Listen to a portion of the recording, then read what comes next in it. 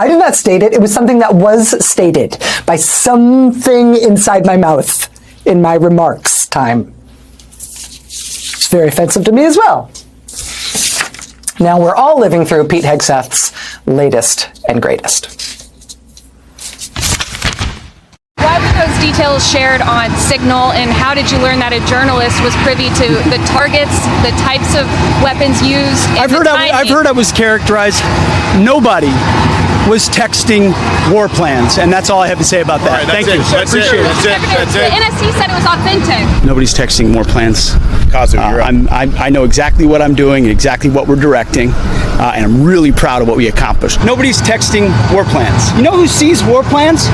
I see them every single day. I looked at them this morning. Donald Trump is running the dumbest and most dangerous administration in history. I know it. You know it. And it's gotten so bad that even the Fox propaganda outlet knows it now. Over the past couple of days, since this story has broken, we have seen Fox struggle to defend Trump, to defend Hegseth, Hy Gabbard, Mike Waltz. But now we see Fox host just flipping on them publicly, calling out what a disaster this has been in ripping Donald Trump to shreds for lying all about it. And we are going to get into that. But before we do, if I could quickly ask you to leave a like on this video, and if you haven't already, and you enjoy our channel, to hit that subscribe button.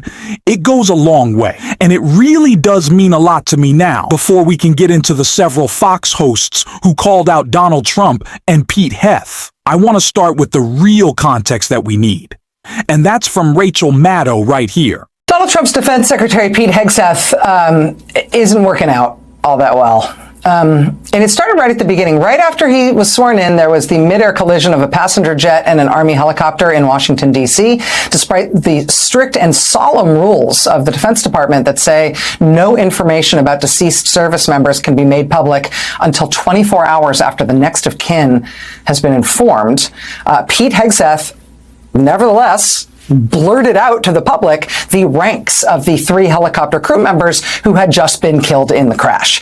Hegseth also blurted out that the crew members had been performing a training flight on a, quote, continuity of government mission. Mr. Hegseth, quote, was later told that he should not have publicly disclosed that it was a continuity of government mission, which involves U.S. officials and military forces practicing how the government would react in the event of an emergency. Just a couple of weeks later, Mr. Hegseth took his first big international trip as defense secretary, went to a big NATO meeting in Europe, and he began the trip by just totally flummoxing not only our allies, but also a lot of Washington, when he again just blurted out that any peace deal in the Russia-Ukraine war would have to include Ukraine giving up lots of its territory and abandoning its bid to join NATO. That caused major blowback. For obvious reasons, he was just giving away Ukraine's major bargaining chips even before negotiations had started. When that blowback made its way to him, Pete Hegseth sort of angrily asserted that he had basically been the victim of his own comments. As it pertains to NATO membership not being realistic outcome for negotiations, that's something that was stated as part of my remarks here, as part of the coordination with how we're executing these ongoing negotiations. That's something that was stated as part of my remarks here. I don't know who stated it, but it was part of my remarks. I did not state it. It was something that was stated by something inside my mouth in my remarks time. It's very offensive to me as well. Now we're all living through Pete Hegseth's latest and greatest. Why were those details shared on Signal, and how did you learn that a journalist was privy to the targets, the types of weapons used? I've heard I was characterized. Nobody was texting war plans, and that's all I have to say about that. Thank you. I appreciate it. The NSC said it was authentic. Nobody's texting war plans. I know exactly what I'm doing, exactly what we're directing, and I'm really proud of what we accomplished. Nobody's texting war plans. You know who sees war plans? I see them every single day. I looked at them this morning. Nobody's texting war plans. I know know exactly what I'm doing. I know what war plans look like. War plans, I see them all the time. I eat war plans for breakfast. There were no war plans. What do you mean? This is the line that we're seeing out of the administration, that these weren't war plans. These were attack plans. Like the tiny bit of change in the language matters all that much when either way, whatever you want to call them, and they were war plans, by the way, would have put the lives of every man and woman conducting that operation in danger. That's what's at the heart of this. Not only does it put our national security in danger by having this information, and not only this information, other signal chats on unsecure servers, especially with Tulsi Gabbard TR traveling abroad. Steve Witkoff was in Russia at the time. I don't know if his phone was connected to Bluetooth or Wi-Fi, but if it was, Kremlin sure got a lot of our military information. I don't think that's great, but they're putting soldiers' lives at risk and destabilizing the trust that needs to exist on our military. And that is why we saw Fox in a clip we're going to check out, and a tweet from one of their hosts rip Pete Hegseth to shreds for this lie. U.S. military still pounding Houthi targets in Yemen despite all of this signal scandal. At the heart of the administration's defense, what constitutes war plans and classified information, as you saw some of the back and forth on Capitol Hill. Chief National Security Correspondent Jennifer Griffin takes a look tonight from the Pentagon. It's by the awesome grace of God that we are not mourning dead pilots right now. More fallout from the national security text chain set up on Signal to discuss details of future operations to target the Houthis in Yemen. Defense Secretary Hegseth, who was visiting troops in Hawaii, spoke before departing for Guam. Nobody's texting war plans. There's no units, no locations, no routes, no flight paths, no sources, no methods, no classified information. The texts were sent by the defense secretary 2 hours before the airstrikes began. At 11:44 a.m. Eastern Time, Hegseth posted, "Weather is favorable, just confirmed with CENTCOM. We are a go for mission launch." Then he went on to outline the operation's future timeline. 12:15 Eastern, F-18s launch, first strike package. 14:15, strike drones on target. This is when the first bombs will definitely drop. 15:36, F-18 second strike starts. Also, first sea-based Tomahawks launched. Congressman Krishnamurti quoted from the DoD manual on classified information. Information shall be classified if its unauthorized disclosure could reasonably be expected to cause describable damage to national security. This includes military plans, weapon systems, or operations. That's also an accurate quote. What was shared in the Signal group chat goes beyond war plans because they included the timing of the operations. The Republican head of the Senate Armed Services Committee, Roger Wicker, has called for an investigation and further hearings. Quote, "The information as published recently appears to me to be of such a sensitive nature that, based on my knowledge, I would have wanted it classified." Brett? Jennifer Griffin live at the Pentagon. Jennifer, thanks. These were absolutely and unequivocally war plans. Tim Miller made the best point I've heard so far on all of this yesterday on the Bulwark K podcast. Imagine if this had been a black woman or someone Pete Hegseth would call a DEI hire who had leaked these plans to the Atlantic. What would be happening right now? What would be the coverage in the mainstream media, not even the right-wing media, in the mainstream media? What would we see?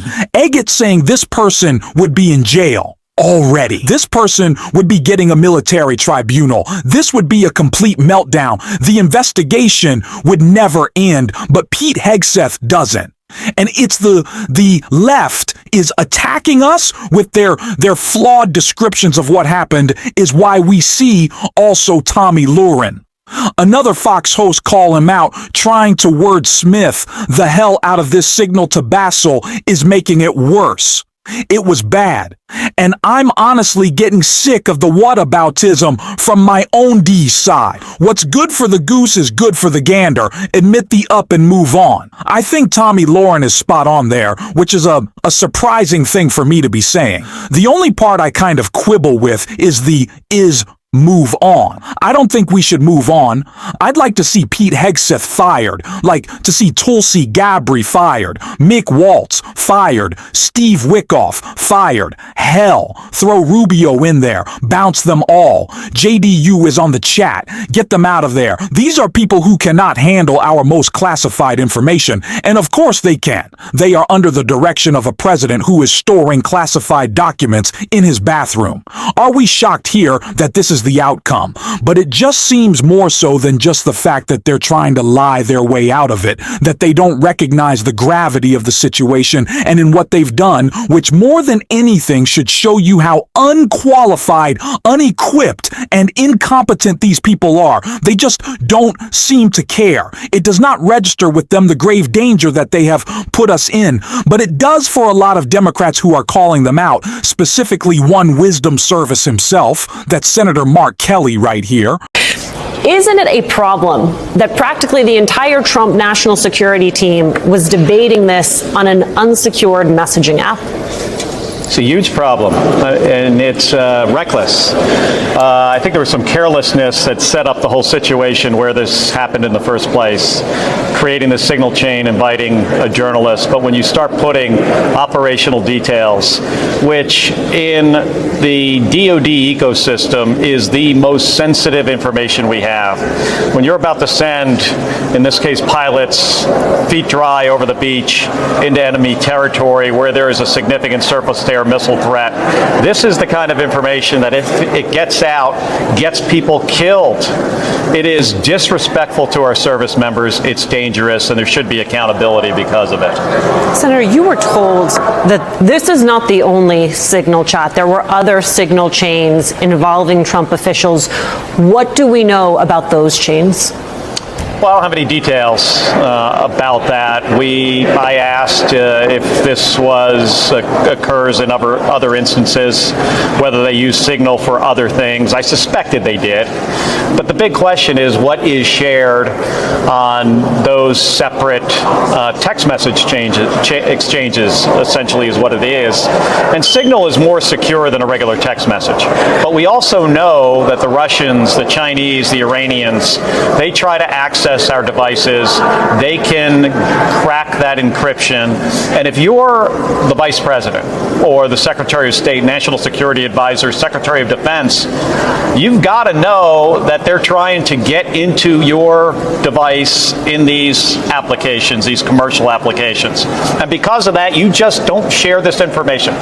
If these individuals that did this as part of the president's national security team, if they were like mid-level or even senior officers in the military, admirals, generals, they would be fired for this.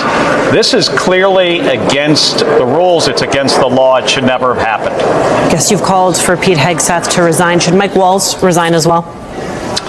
I think Mike made a careless mistake here.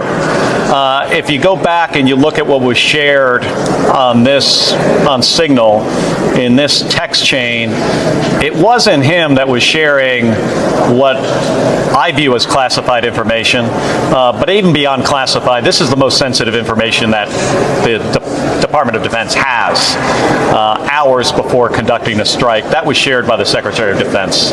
But to your point, they should not have been deliberating on one of these apps in the first place. How do you guarantee that they don't use these apps in the future for similar deliberations?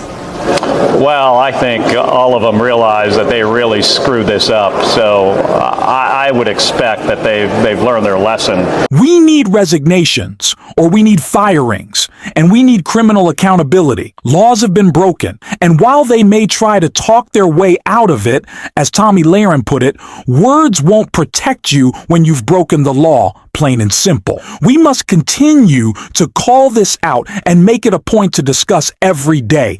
If you want to support this effort, as always, hit the subscribe button, like this video, and if you made it to the end, drop a blue heart in the comments. Until next time, I'll see you soon.